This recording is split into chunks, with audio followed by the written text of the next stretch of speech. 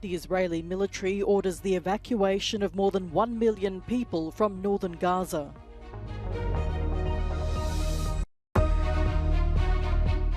NATO allies express solidarity with Israel but warn its response has to be proportionate. The IOC's executive board suspends the Russian Olympic Committee with immediate effect.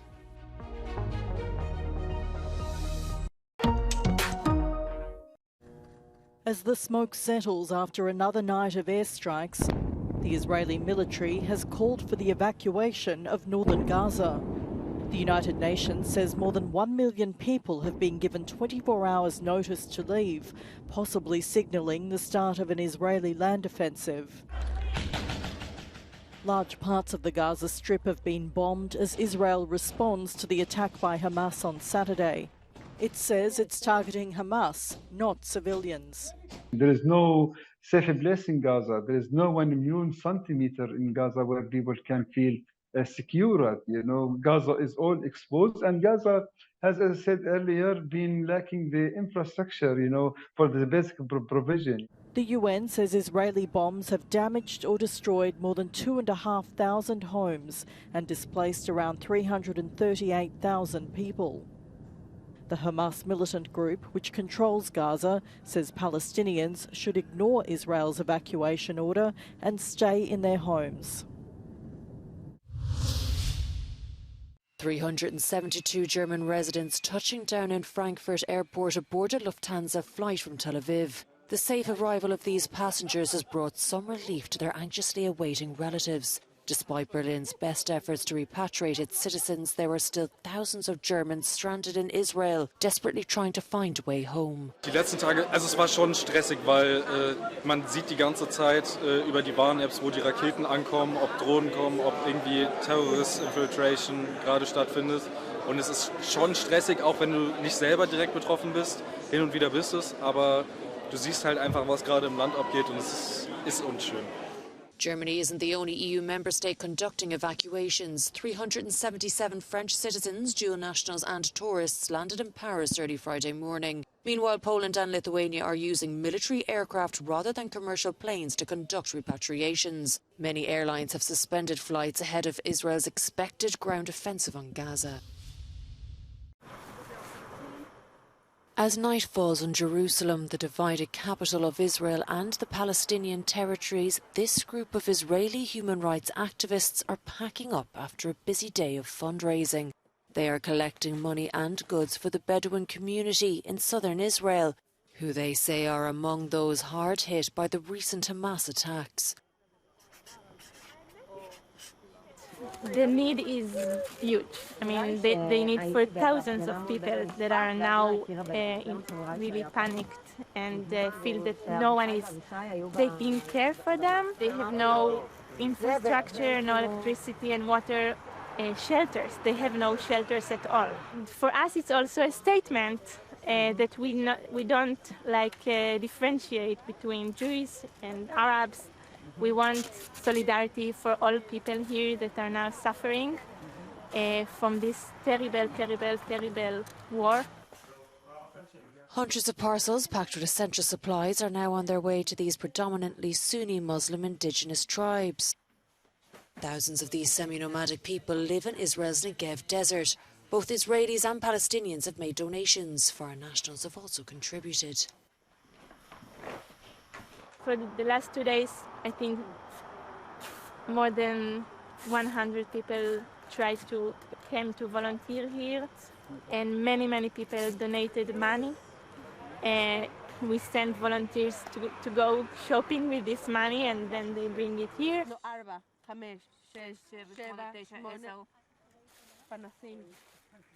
It's really touching, and it's the only thing that keeps us moving, because otherwise it's just really heartbreaking.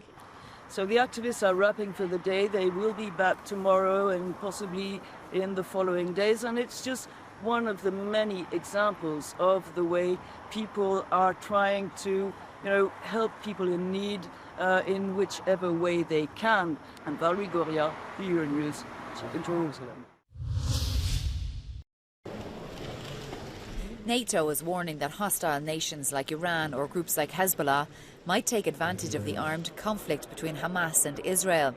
Although NATO is not directly involved in the Middle East conflict, the US has stepped up military presence in the region.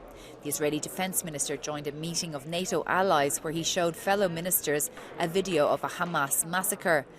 Member states called for Israel to respond to Hamas attacks proportionately. We saw a shocking video, and of course the reports are shocking, and that's also the reason why allies have so strongly condemned these horrific terrorist attacks against civilians in Israel and against Israel. As this conflict evolves, it is important to protect civilians, and this was also clearly expressed by allies. There are rules of war, there are the request for proportionality, and this was highlighted by many allies. NATO also says they're alert to the recent damage to an undersea gas pipeline between Finland and Estonia. Secretary General Jens Stoltenberg says NATO will respond if the attack proves to be a deliberate sabotage. It is obvious that gas pipelines, power cables, internet cables, these types of undersea infrastructure are of critical importance for our societies. So this has been an issue which has been high on the NATO agenda, part of our efforts related to resilience for many years, and many things have been done to protect this critical infrastructure. A surprise attendance at the summit by Ukrainian President Volodymyr Zelensky proved fruitful, with the US announcing $200 million of extra military aid to Ukraine. In addition, over €100 million was pledged by the Ukraine Contact Group, and Germany has considerably stepped up its support. Shona Murray, Euronews, NATO. The IOC's executive board has suspended the Russian Olympic Committee with immediate effect until further notice. This decision follows the ROC's recognition of regional sports organisations in 4 Ukrainian territories that Russia has claimed to have annexed since the full-scale invasion in 2022. Speaking after the opening day of an executive board meeting in Mumbai, IOC spokesman Mark Adams made the announcement whilst highlighting the consequences. The Russian Olympic Committee is no longer entitled to operate as a National Olympic Committee, as defined in the Olympic Charter, and cannot receive any funding from the Olympic movement. Adams added that the suspension hadn't yet affected the possibility of neutral Russian athletes competing at next year's Paris Olympics. Currently, IOC sanctions mean no international sporting events can be organised in either Russia or Belarus, whilst the flags and national anthems of both countries must not be used. Sunday's election in Poland could be crucial for the future of the EU. The country's 2 main parties, the Conservative Nationalist right-wing Law and Justice Party, currently in power, and the liberal pro-European right-wing Civil Platform are both unlikely to be able to form a government alone. Members of the European Parliament realise the importance of the vote, but are all hoping for different outcomes. La Polonia ha acquisito in quest'ultimo anno e mezzo un ruolo ancora più importante per la sua fortissima opposizione alle politiche espansioniste di Putin in Ucraina, e quindi una conferma della maggioranza di governo andrebbe in continuità con questa scelta e sarebbe certamente un fattore di stabilità per la postura geopolitica dell'Unione Europea nel suo complesso. I would say that the main difference is that the current opposition has clearly taken a constructive stance when it comes to engaging on the European level. So when we see the challenges that are ahead of us, be it around the question how are we going to shape the green transformation, migration politics, also other issues, they have maybe taken conservative standpoints, but they are constructive in engaging on the European level. The current Polish government has been taking a hostile attitude towards the EU for many years now. The main clash between Warsaw and Brussels concerns respect for the rule of law and independence of the judiciary from political influence. Continue violazioni a un certo punto genereranno delle tensioni anche con gli altri Paesi membri dell'Unione. e alla fine, a mio parere, si potrebbero creare anche dei problemi nei meccanismi di funzionamento dell'Unione, che funziona ad oggi con un costante assedio all'interno, no? Da parte di uno dei Paesi membri. On Sunday, Brussels will keep an eye not only on the elections but also on the Polish government's referendum, which contains 4 questions. One of which will ask Poles if they support the admission of what the government calls illegal immigrants from the Middle East and Africa, in line with the EU's mandatory relocation rules designed to ease the burden on the bloc's border countries.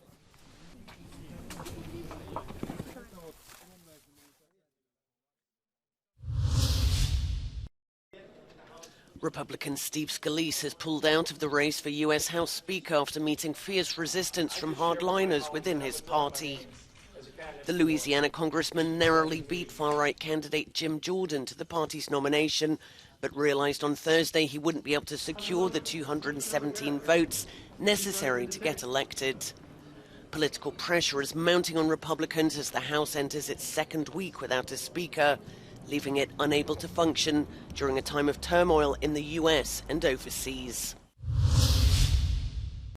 A court in Rome has handed Italian journalist and author Roberto Saviano a €1,000 suspended fine for insulting far-right Prime Minister Giorgia Meloni over her anti-migrant stance. Meloni's lawyers had asked for €75,000 in damages. The defamation case relates to a 2020 TV interview aired before Meloni became Premier. Saviano was asked about the death of a 6-month-old baby from Guinea in a shipwreck. The writer then pointed his finger at Meloni and then Interior Minister Matteo Salvini and called them, quote, bastards. Saviano's legal team says it will appeal.